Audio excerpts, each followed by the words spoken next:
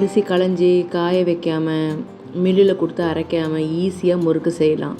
இட்லி அரிசி யூஸ் பண்ணி முறுக்கு எப்படி செய்கிறதுன்னு பார்க்கலாமா?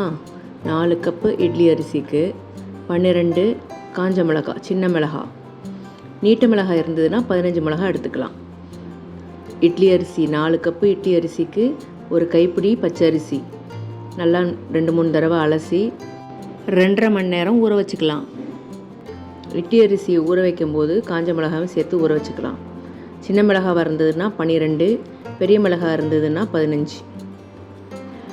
இதை கிரைண்டரில் சேர்த்து நல்லா பேஸ்ட் மாதிரி அரைச்சிக்கிட்டு 1 டேபிள் ஸ்பூன் கல்லுப்பு சேர்த்து அரைச்சி ஒரு பாத்திரத்தில் எடுத்து வச்சுக்கலாம். கிரைண்டரில் மாவு அரைக்கும்போது தண்ணி கொஞ்சமாக தான் சேர்க்கணும், இல்லைன்னா மாவு ரொம்ப தழுசாக போயிடும். இந்த முறுக்கு செய்கிறதுக்கு நம்ம உளுந்து சேர்க்கலை, அதுக்கு பதிலாக 2 கப்பு பொட்டுக்கடலையை மிக்சியில் சேர்த்து நல்லா தூளாக அரைச்சி மாவோட கலந்து முறுக்கு செய்கிறோம்.